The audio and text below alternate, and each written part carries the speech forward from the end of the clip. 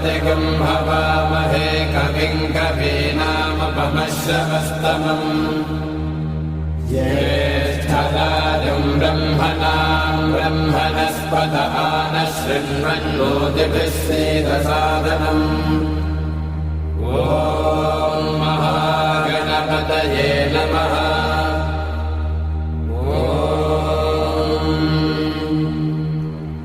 भद्रं कर्णेभिः शृणुयाम देवाः भद्रं पश्येमाक्षभिर्यजत्राः स्थिरैरङ्गैस्तुष्ट्वागुंसस्तनूभिः विषेम देवहितैर्यदायुः स्वस्ति न इन्द्रो वृद्धश्रवाः स्वस्ति नः पूषा विश्ववेदाः स्वस्ति नस्ताक्षो अरिष्टनेमिः स्वस्ति नो बृहस्पतिर्दधातु।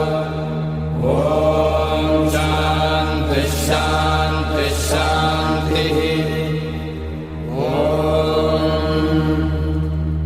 अथ गणेशाथर्वशीर्षं व्याख्यास्यामः। ॐ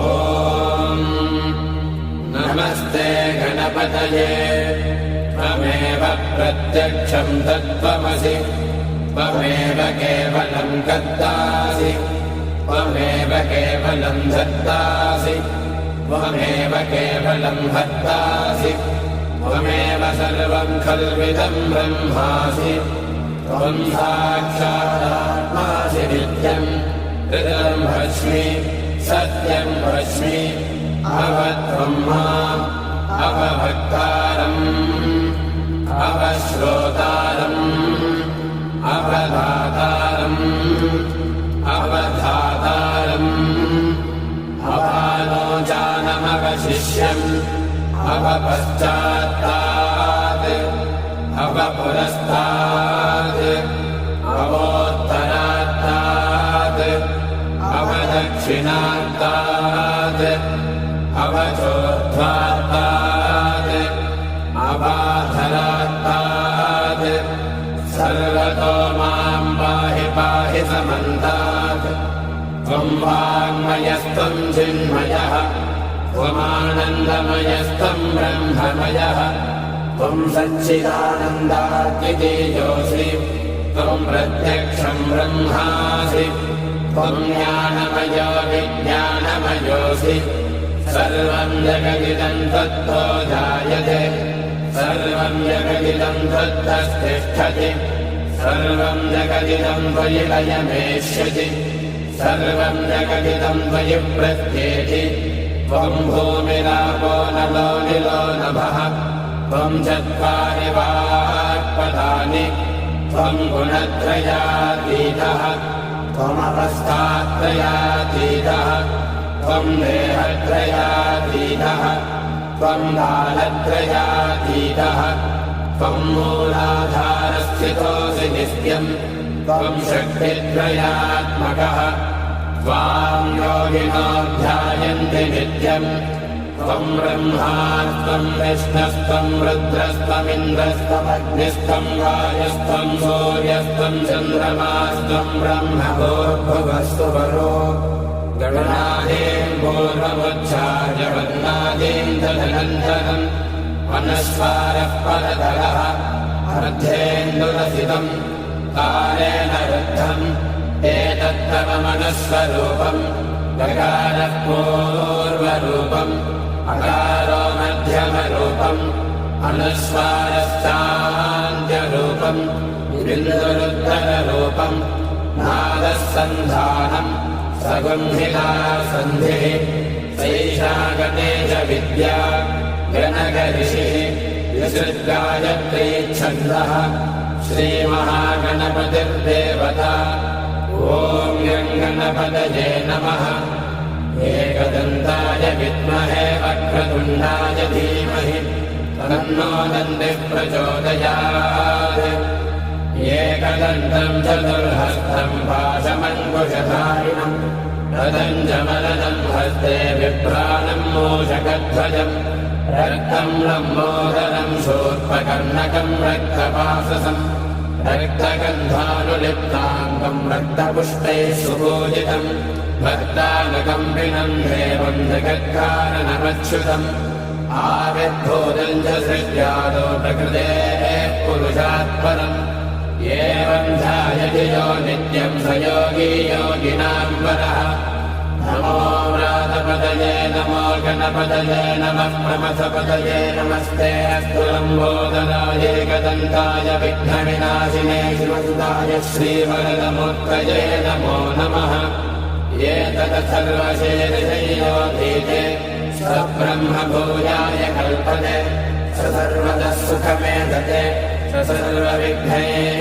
न बाध्यते स पञ्चमहापापात् प्रमुच्यते सायमधीयानो दिवसकृतम् पापन्नाशयति प्रातरधीयानो रात्रिकृतम् पापन्नाशयति सायम् प्रातः प्रयुञ्जानो पापो पापो भवति सर्वत्राधीयानोपविद्धो भवति धर्मार्थकाममोक्षम् च विन्दति इदमसर्वशीर्षमशिष्याय न देयम् यो यैमोहात् दास्यति स पापीयान् भवति सहस्रावर्तनाद्येयम् काममधीते दन्तमनेन साधयेत् अनेन गणपतिमभिषिञ्चति स वाग्मी भवति चतुर्थ्यामनश्नम् जपति स विद्यावान् भवति इत्यथर्वणवाक्यम् ब्रह्माद्यावरणम् विद्यात्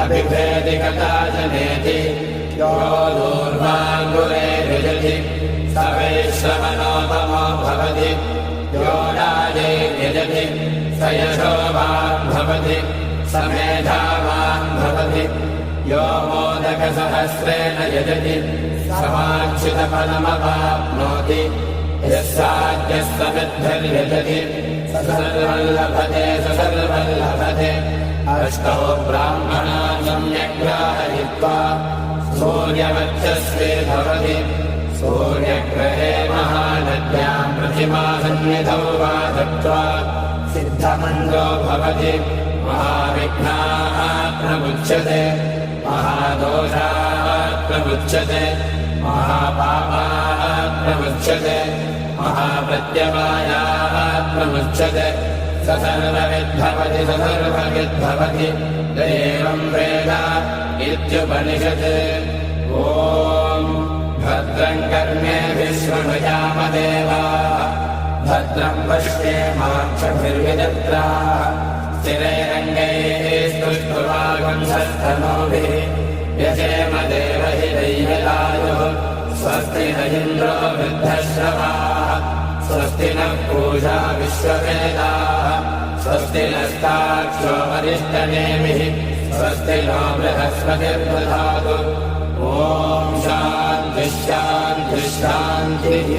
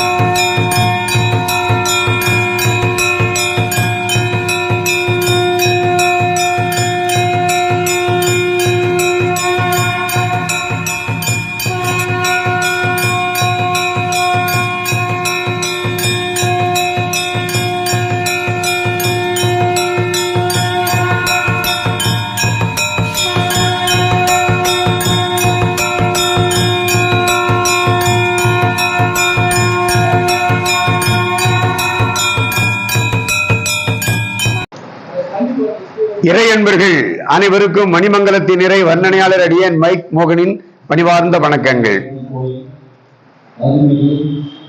காஞ்சிபுரம் மாவட்டம் ஸ்ரீபெரும்புதூர் வட்டம் சாலமங்கம் கிராமத்தின் பாலாஜி நகரில் எழுந்தருளி அருள்பாலிக்கும் அருள்மிகு ஸ்ரீ முத்துமாரி அம்மன் ஆலய மகா கும்பாபிஷேகம் நேற்றைய 8/6/2025 ஞாயிற்றுக்கிழமை 3 நாட்களாக 6, 7, 8 ஆகிய தேதிகளில் வெகு விமர்சையாக 3 கால பூஜையுடன் வெகு பிரம்மாண்டமாக நடந்தேறியது நேற்றைய மகா கும்பாபிஷேகம். ஜீர்ணோத்தாரண, ரஜத பந்தன, அஷ்டபந்தன மகா கும்பாபிஷேகம் வெகு விமர்சையாக பல்லாயிரம் பக்தர்கள் சூழ வெகு சிறப்பாக நடந்தேறியது. இந்த ஆலயத்தின் கடந்த சில காலம், அதாவது கடந்த 12 ஆண்டுகளுக்கு முன்பாக இங்கு கும்பாபிஷேகம் நிகழ்ந்தது என்று பக்த கோடிகளும் ஆலய நிர்வாகத்தாரும் தெரிவித்தார்கள். சிறிய ஆலயமாக இருந்த இந்த ஆலயம் இன்றைய தினம் மாபெரும் ஆலயமாக உருவெடுத்து ஒரு நிலை கோபுரமாக 3 கலசங்கள் கருவறை விமானத்தில் அமைக்கப்பட்டு வெகு ரம்மியமாக காட்சியளிக்கிறது. சுதை சிற்ப வடிவங்கள், தேவியின் அத்துணை வடிவங்களும் வெகு சிறப்பாக அமைந்திருந்து ஆலய முகப்பினிலே மீனாட்சி சுந்தரேஸ்வரர் திருமண கோலமும் அதனை சுற்றியும் சப்த மாதாக்கள் என்று போற்றப்படும் கன்னிமார்கள் அற்புதமாக இங்கே வடிவமைக்கப்பட்டு சுதை சிற்ப வடிவங்களாக காட்சியளிக்கின்றார்கள். இந்த அழகான ஆலயத்தில் விநாயக பெருமானும் பாலமுருகனும் நவகிரகங்களும் இங்கு வெகு நேர்த்தியாக அமைக்கப்பட்டு பக்த கோடிகள் எல்லாம் தொழும் வண்ணம் வெகு சிறப்பாக அமைத்திருக்கின்றார்கள். அதாவது எந்த ஒரு ஆலயத்திலும் தெய்வ பிரதிமைகள் அமைந்திருக்கும் அந்த அமைப்பும் அழகும் பக்த கோடிகளின் மனதில் பூரணமாக படிந்து அவர்கள் வருங்காலத்தில் இந்த அம்பாளின் அனுகிரகம் முழுமையாக பெற வேண்டி தொடர்ந்து இந்த ஆலயத்துக்கு வருகை தந்து கொண்டிருக்கும் இந்த வேளையில் நாளைய தினம், அதாவது நேற்று முடிந்து இன்றைய தினம் 9/6/2025 இன்று முதல் 48 நாட்களுக்கு மண்டலாபிஷேகம் தொடர்ந்து நடைபெறவிருக்கிறது. இந்த நேற்றைய கும்பாபிஷேகத்தில் கலந்து கொள்ள இயலாதவர்கள், அதாவது கர்ப்பிணி பெண்கள் மற்றும் தாய்மார்கள் மற்றும் பிணி உள்ளவர்கள், இவர்களெல்லாம் அதிகபட்சம் கலந்திருக்க முடியாது. அவர்கள் இந்த 48 நாட்களில் ஏதாவது ஒரு நாள் அவர்களது ஜென்ம நட்சத்திரம், அவர்களது திருமண நாள், இப்படி போன்ற முக்கியமான நாளில் பதிவு செய்து கொண்டு அவர்கள் குடும்பத்தாரோடு இங்கு கலந்து வந்து இந்த மண்டலாபிஷேகத்தில் கலந்து கொள்ளும் பொழுது மகா கும்பாபிஷேகத்தின் அனுகிரகத்தை பரிபூரணமாக அந்த நாளில் அவர்கள் பெறுவார்கள் என்பது நியதி. இந்த 51 சக்திபீடங்களின் தலைவியாக விளங்கும் அம்பாள் இங்கு முத்துமாரி அம்மன் என்ற திருநாமத்தோடு விளங்கி ஜுவாலா திருமுகத்தோடும் நாகாபரணத்தோடும் காட்சியளிக்கின்றாள். ரேணுகா தேவியும் உடனிருந்து அருள் பாலிக்கின்றாள். அப்படிப்பட்ட இந்த ஆலயத்தில் பக்த கோடிகள் எல்லாம் இணைந்திருந்து இனி வரும் காலத்தில் உடனிருந்து அம்பாளின் அனுகிரகத்தை பரிபூரணமாக பெற இறை அன்பர்கள் அனைவரையும் அன்போடு கேட்டுக்கொண்டு விடைபெறுகின்றோம். நன்றி, வணக்கம்.